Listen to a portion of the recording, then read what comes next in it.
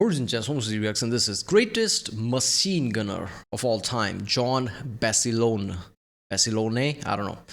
This was on the Fat Electrician. Obviously, this is the latest video from Fat Electrician. 2 days ago, or something.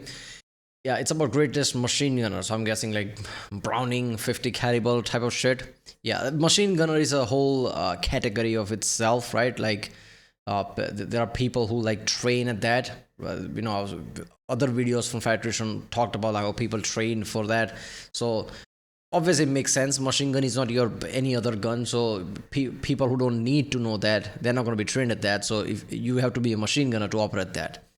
So this is going to be a really interesting video because I don't know much about that, right? Obviously Fat Electrician will talk about the machine gunner, how it all works and everything. So yeah, let's watch it.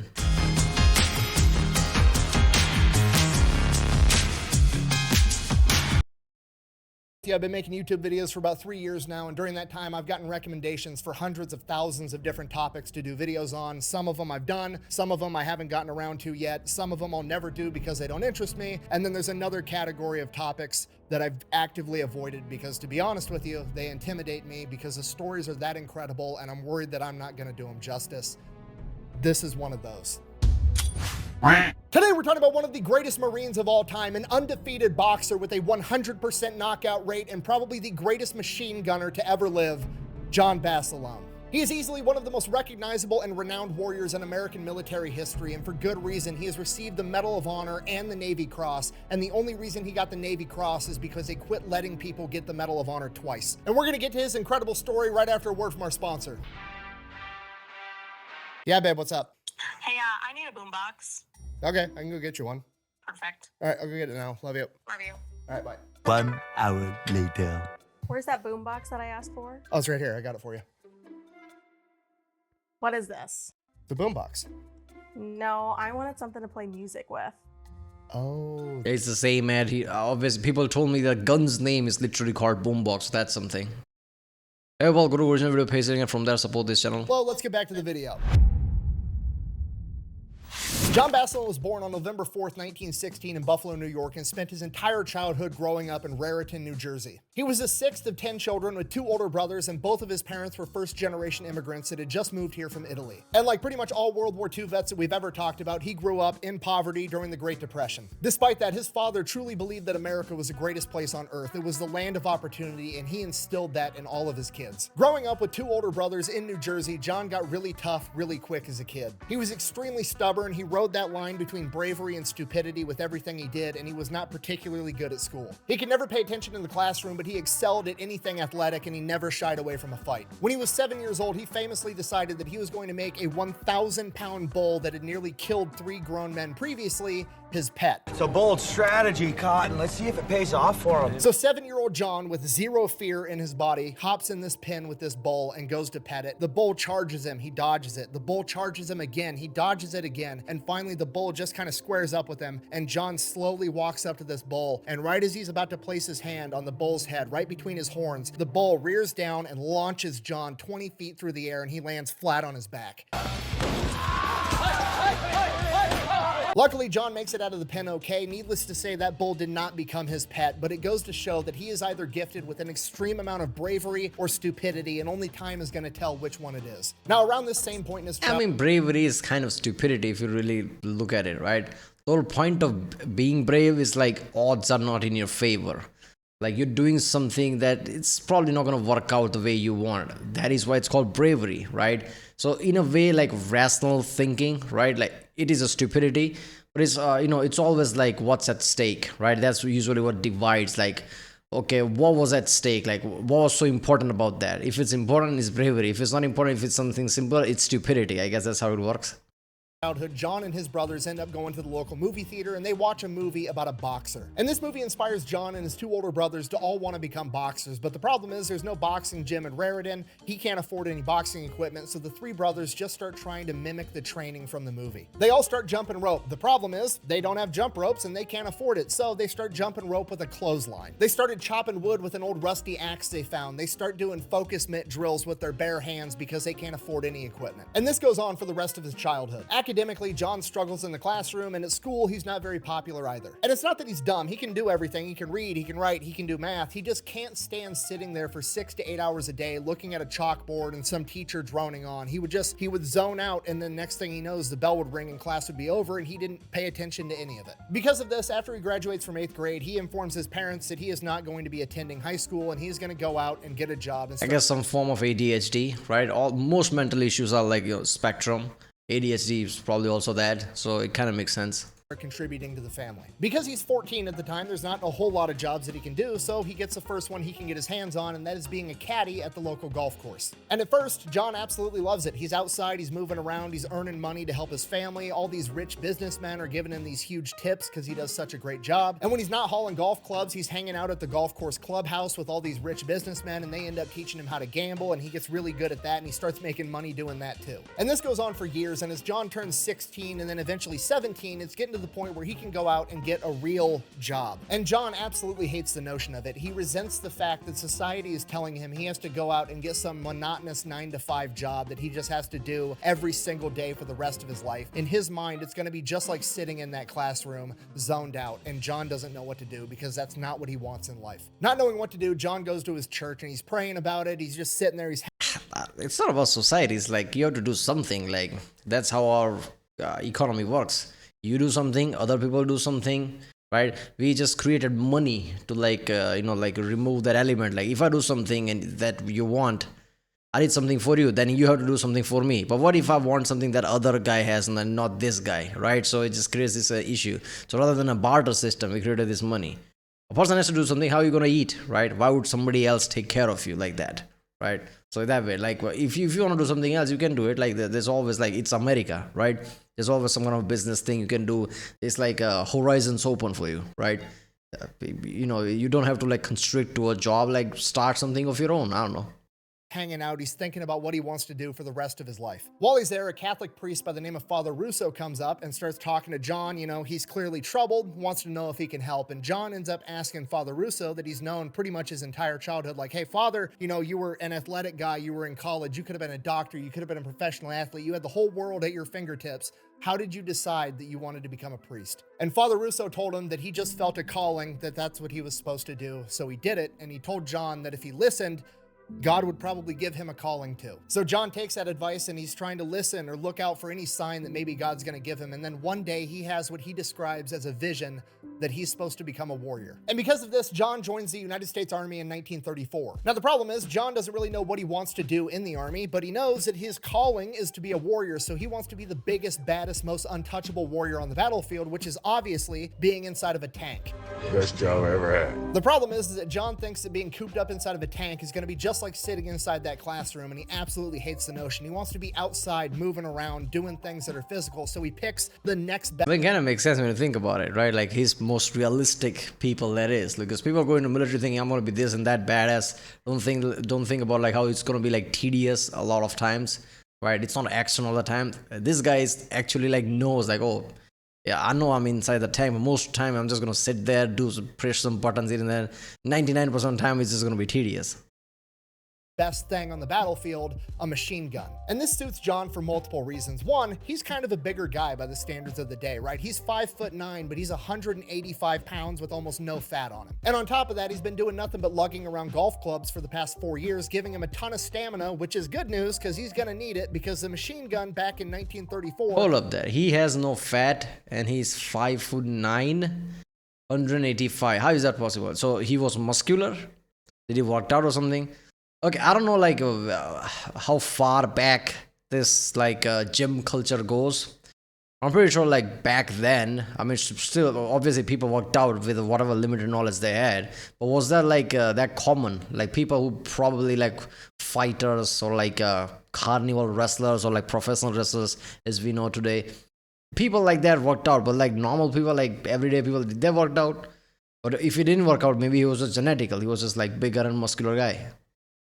was the Browning 1917, which was a fucking machine gun that required 7 quarts of water to cool the barrel down. Between the gun and the tripod, the entire thing is 103 pounds, not including the ammunition. And John is absolutely obsessed with this gun. He knows absolutely everything about it. He knows where to place it on a battlefield, how to set it up, how to clear every different type of malfunction. They have competitions on how to disassemble and reassemble it and run a functions check completely blindfolded, and John wins those competitions every single time. After finishing his training, John gets shipped out to the Philippines, and he spends the next 3 years there between 1934 and 1937, and it kind of fucking sucks the entire time. Now, at this point in time, the geopolitical climate is absolutely heating up, and war could break out, and if that war breaks out, John is obviously here to defend the Philippines. And as far as John can tell, if war should break out, the Army's only plan is to have all of its troops retreat to a tiny island called Corregidor and try to hold that. Now, this is extremely disheartening to the point that it pisses John off, because remember, he's here to be a warrior. That's his higher calling in life. And now he's over here in the Philippines. It's hot. Everything's fucking wet all the time. There's fucking bugs everywhere. He's getting malaria. Everybody else is getting malaria. And he's sitting here just suffering, basically waiting for war to break out. And then when the war does break out, the first thing they're going to do is retreat. That's not what he signed up for. So this bothers John all the way down to his core the entire time that he's there. Despite that, Okay, I get the point of the story, but isn't that a bit of a problem for military people? Like someone thinking that they have a higher calling to be a warrior. Like if the person is given an order to retreat, but the person thinks that there's a higher calling, like I'm going to be a warrior, and like does not acknowledge the order, try to be a gung-ho warrior or something, and like something goes bad. Like I think this is one of the fears people have in the military. Like this is one of the training things they do, right? To make sure that people always realize how to follow order and what's at stake type of thing. I get it. It was like he probably didn't tell anyone, and it was like mostly like, oh, this is what I need to do, but I don't know how to basically follow order or something. I'm pretty sure he knew all that, but still. he tries to make the best of it, which is really hard at times because it's very clear to John that the Army either doesn't give a fuck about him or just doesn't have the funding to take care of him the right way, because they have basically nothing while they're there. They're living in these tiny little huts. They have very little supplies. They're literally having to eat goat half the time, which John said was absolutely disgusting. And on top of that, John absolutely hates the rainy season in the tropics because he cannot stand the wool Army socks when they get wet on his feet. It drives him absolutely insane. It bothers him so much that it becomes a well-known thing in his unit that when you're gambling against John Basilone, he is willing to accept dry cotton socks as currency to gamble with when you play against him, which is pretty much all he does the entire time that he's there. He's either sleeping, drinking, gambling, or trying to bang the locals like everybody else. He actually ends up falling in love with a local woman by the name of Lolita that he describes as the most beautiful woman in the world. So much so that he actually gets her name tattooed on him. The constant drinking and gambling gets old after a little while, so he decides that he's going to start training to box again. So he gets back to running, jumping rope, starts sparring with any other Army guy that's willing to spar with him, and then eventually he ends up taking his first fight in the Army for boxing. Takes his first match, goes in there, knocks the guy out in the first round, takes another match, knocks him out too. After a little while, he is the best boxer in his unit, and then he goes and competes, becomes the best boxer in the Army, and then he goes, competes again. I mean, 5'9", 185 is already big enough, right? I mean, yeah, that is big enough. I mean, it's not going to be that big, but 5'9", 185 must be 85 kilos or something, right? So yeah, that is like big enough, so it makes sense. Again, knocking out the Navy's champion, becoming the best boxer in the US military. Around this point in time, he ends up getting the nickname Manila John, and all the promoters back home hear about this badass over in the Philippines knocking everybody out, so he's getting letters from all these boxing promoters wanting him to come over and fight their pro champion over here, this pro guy over there. Basically, he's got a really good professional boxing career lined up the minute he goes back home. Eventually, he ends up beating everybody in the United States military, 19 wins, 19 knockouts, at which point he can either just wait and go back home and turn pro, or he can go up a weight class. He doesn't really want to do either, and his enlistment is coming to an end. John decides that he does not want to go up a weight class. He definitely does not want to re-enlist in the Army because these past 3 years have fucking sucked. And he doesn't want to go back home and become a pro boxer because he doesn't think that that's the warrior calling that he had from his vision. So John finishes up his enlistment in 1937 and goes back home and moves in with mom and dad all over again, and he is right back at square one, not knowing what to do with the rest of his life. He goes right back to being a caddy at the golf course, and at this point, mom and dad are getting worried because, I mean, he's a 21-year-old man and this is the 1930s. He should be having kids by by now, and he's over here working some part-time high schooler job. He needs to go and get a real job and make something of himself and start building a family. And while nobody's saying it out loud, John feels that constant pressure both from his family and his community, and he just doesn't. Alright, I'm guessing 21 back then was like 30 of today or some shit. Makes sense. I don't know. Like people's like, because of all like cigarette smoking, all that, like 50, 60, people like starts to clock out. Not everybody, but yeah, it was happening. That makes sense. Know what to do. So he basically just goes back to what he was doing in the Philippines, right? He's carrying golf clubs during the day, he's gambling, he's drinking, and he is fucking everything that moves. You gotta realize, he's the 21-year-old Army veteran that just got back from the military. He's 185 pounds, built like a brick shit house with 19 knockouts. He's seen as a very eligible bachelor by all the young ladies in town. So he's doing stuff with them. He's even banging the old widow that runs the flower shop down the street. I'm not kidding. So that's going on for a while. Then eventually his dad confronts him like, Johnny, what the fuck are you doing with your life? You need to get your shit together. So John is like, I know. So he goes, he gets a real job. He ends up being a delivery guy for a laundry service. He does that for a couple of months. Fucking hates every single second of it. But now mom and dad are proud of him. He's gone out in the world. He's got a real job. He's doing the whole, family thing. Soon he'll probably get a wife, settle down, have kids, do what, you're supposed to do. He doesn't make it there very long. He ends up quitting because he just can't stand to do it. His parents are super disappointed right out of the gate, at which point John is like, I'm going to move out. I'm going to go somewhere else. I'll go out on my own. So he moves to a different state, gets a job with the gas company. So he does that for like 6 months. He becomes one of the top employees at the company. He's getting along fine. He does the work really well, but he absolutely hates it. He doesn't feel like he's fulfilling his higher calling. And around this point in time, all the news is coming out. Yeah, I'm not gonna lie, it's pretty weird, like how he was a great boxer and he had all this pro career lined up for him and he just didn't do that, right? And just like did everyday basic jobs. Obviously, this shows how a person's mentality is, how he's looking for something else, right? So it's not always about the money, right? People want something, and when they want something they can't figure it out, they just basically go left and right. So yeah, kind of makes sense. In today's world, it seems like with the social media and everything, people only care about money. And that is kind of becoming true, because if you're inundated with social media and how people are doing well, you only care about money at that point. But yeah, back then, people had their own thing, right? Yes, I can be a rich and great boxer, but that's not what I want to do. About the massacre at Nanjing, Japan invading China, killing hundreds of thousands of innocent civilians. There's stories coming out about Japanese officers beheading innocent Chinese civilians until their arms are so fatigued that they can no longer lift up their swords. And this bothers John to his core, because even though his time in the army wasn't great and he hated it the entire time, he still considered himself a professional and did not understand why another professional military would do that to innocent civilians. And with this, John has his second vision, basically a more clear version of his first. Yeah, it is fucked up when military teaches you how to be a professional soldier, right? Rules, principles, and everything. And then you hear about shit like this happening, like atrocities like that. Like, yeah, it's gonna hit differently, especially when you're like American democracy and all that. While something else like imperialistic thing, goals being different, acting in a very different way. Vision. He is supposed to be a warrior, but he is supposed to fight the Japanese. And with this, he decides that he's going to re-enlist in the United States military, but this time he's not going with the Army. He told his mother, and I quote, "The Army's too soft, Ma. I'm going with the Marines." Yeah. So in July of 1940, at the age of 23, John Basilone joins the United States Marine Corps. And you gotta realize, at this point in time, John is 23 years old and there's a draft going on, so pretty much everybody else that he's going through training with is some 18-year-old snot-nosed kid. And John is just... he's getting through it. So he crushes basic training, goes off to machine gunner school for the Marine Corps, and while he's there, he just starts hustling all of his classmates. He sits there and very loudly and very vocally expresses frustration in his inability to disassemble and reassemble the machine gun, which obviously he knows how to do extremely proficiently, but he plays it off like he can't. And then he suckers other young, cocky Marines in to a challenge of assembling and disassembling it and running a functions check, and whoever wins money. And then as soon as they put money on the table, he just takes everybody's shit, including their socks. 4 in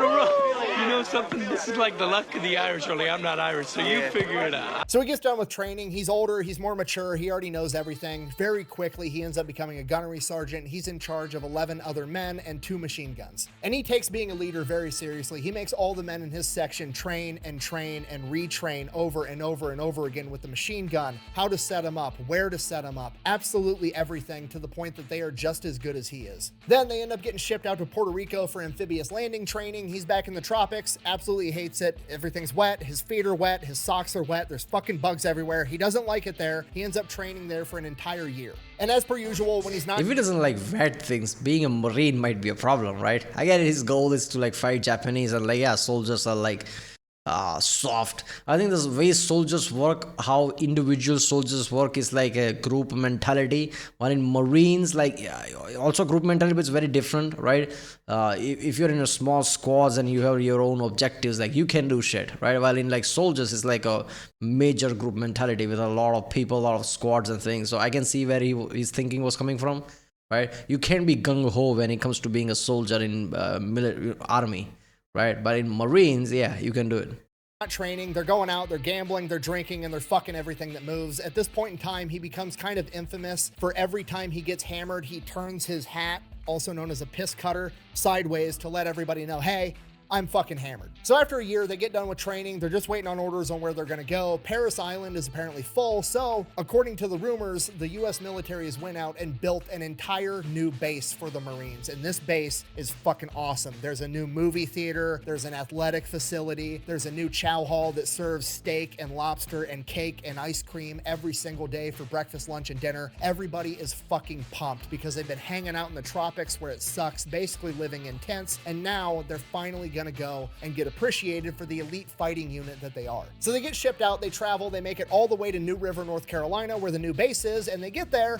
There's nothing there. There's like a couple of buildings for the officers, and then it's just a fucking swamp. They have no mission, there's no training schedule, they're literally just existing, living in tents in a swamp. Because at this point in time, America isn't in the war yet, so basically they're one of the most highly trained units that America has, but they have nowhere for him to go, so they basically just like set him off to the side and told him to go camp in a swamp for a while, and it sucks the entire time. So they're there for a couple of months, and then they get word that Yeah, sometimes I wonder, like, obviously America's great at logistics, but yeah, you have so many moving parts.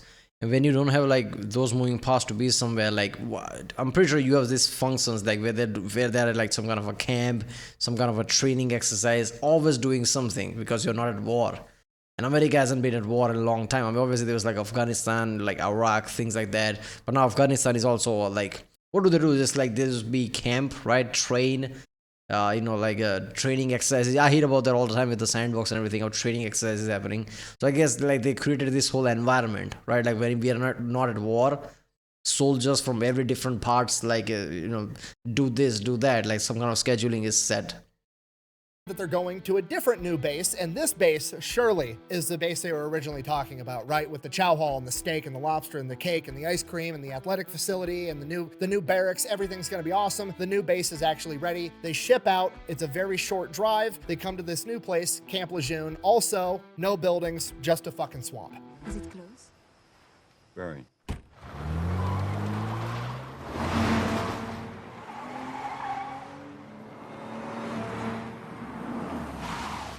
So now morale amongst the men is at an all-time low. It absolutely sucks. John is trying to do everything he can to keep spirits up. He makes it standard practice that everybody under his command is going to learn boxing. He's going teaching his men how to box. The circus in town actually donates their old tent and they set it up, and that becomes their new like Madison Square Garden. He's hosting fights. Boxing is like the only thing they have. But John doesn't really have any interest in boxing himself, and after the word got out that he's Manila John with 19 knockouts, not a lot of people wanted to box him anyways, so it works out. But there has been several occasions where a card game went wrong and he got into a fight and knocked a couple of people out. And then they get a new commander that apparently is a badass, and one of the first things this commander does does is calls John Basilone into his office. Okay, this cannot be good. John is nervous. This guy is allegedly a hard ass. He's supposedly one of the most decorated men in the US military at this point in time. He's got 2 Navy crosses. He's already served in Nicaragua. He served in the Banana Wars, and now John has to go talk to him, and he doesn't know why. So John walks into his office, and this guy is intimidating. He is built like a brick shithouse. He looks like a refrigerator with a smaller refrigerator on top of it, and that's his head. This dude's got the biggest barrel chest he's ever seen. His side profile is 2 feet thick. It's starting to make sense why this guy's nickname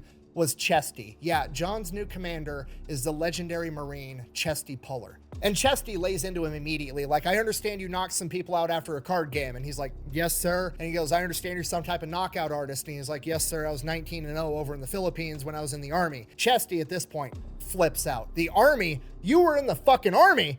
You're getting soft, brother.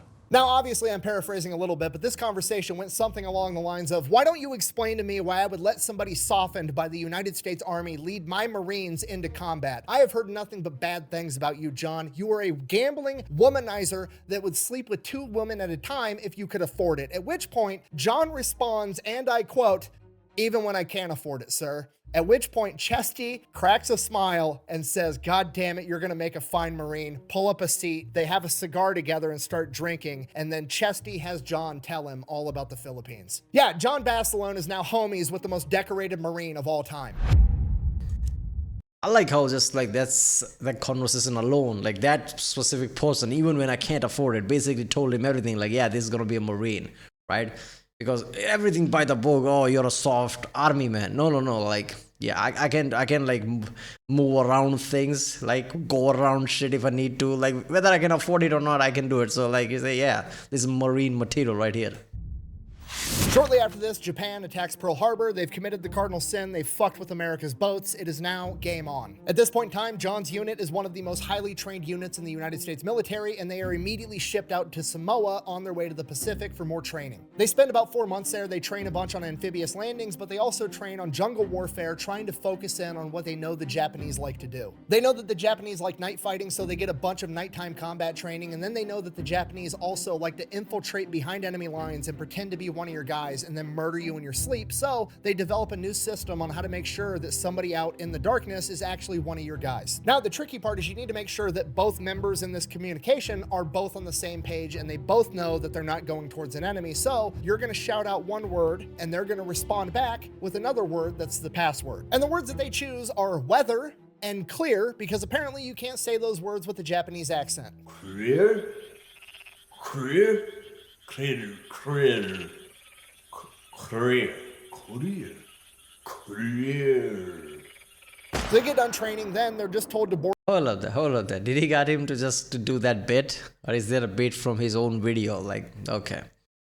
A ship. They're not even telling them where they're going. They get out to sea after like 2 days once it's no longer a security issue, and they tell everybody over the loudspeakers, we're headed to Guadalcanal in the Pacific. There's an airfield there that we have to take and defend. Now, John is going to kind of be in the second wave. He is not there when the Marines make their first landing on Guadalcanal on August 7th, 1942. Now, those Marines experience very little resistance at first, and then 2 days later on August 9th, the Japanese Navy rolls in on the naval detachment that had dropped off the Marines, and they attack them at night and catch them completely off guard, and they end up sinking 4 American cruisers, and the entire naval detachment is forced to retreat, stranding the Marines on Guadalcanal. So for about that first week, the Japanese Navy just shells the Marines with naval gunfire and then tries to starve them out. The first major battle is on August 20th at the Tenaru River, when 800 Marines go toe-to-toe with 900 Japanese, killing 800 Japanese and only losing 44 Marines in return. After this, the Japanese realize 2 things. A, they're going to have to up their game if they want to go toe-to-toe with the Marines, and B, Henderson Airfield is apparently very important to the United States war effort, and they have to take it back no matter what. Henderson Airfield has a ridge right next to it today that's known as Edson's Ridge because it was defended on September 12th by Edson's Raiders. Edson's Raiders is comprised of 840 Marines that go toe-to-toe with 3,000 Japanese soldiers led into battle by Major General Kiyotake Kawaguchi. Utilizing the high ground and effective machine gun fire, Edson's Raiders absolutely crushed Kawaguchi's men. Over the course of 3 days, the Marines lost 31 men and killed over 600 Japanese soldiers and wounded at least 600 more. To the Japanese, this was considered the first major defeat. Yeah, I think obviously like, there is an element of like how Americans fight, but even around this time, I think the stories like this exist a lot where Americans like like killed a lot of Japanese in like ridiculous like numbers, right? Like only few Americans died, but a lot of Japanese died, and the reason behind that is like I think Pearl Harbor, right? Symbolic things matter. The way Japanese did Pearl Harbor, it basically pissed off everyone who heard it, right? So every single person was motivated as fuck. You can see similar things in like Ukraine Russia things, but how someone can be motivated, right? In the early wars, like early stages of like Ukraine Russia war, you can always hear like how Ukrainians are like losing really less compared to Russians because of this, right? Motivation is like pretty important part. Even if it's like life or death, it's not gonna sink in until it's like you're probably pissed off or something, right? So Americans being pissed off about Pearl Harbor, like actually like thinking about like how this is gonna be catastrophic because how Japanese did Nanking and things like that in China. So like yeah, we have to fight back. It becomes like a really strong thing. So at that point, like you hear about the you're gonna hear about all these stories. I'm pretty sure there's tons of stories like that. But 100 Americans probably killed 1,000 Japanese here and there. Kind of makes sense. But I'm gonna stop here. I have to go now. But yeah, I'll do the second part next time. Oh, apparently, look, oversimplified. Post another video. All right. I'll see you next time.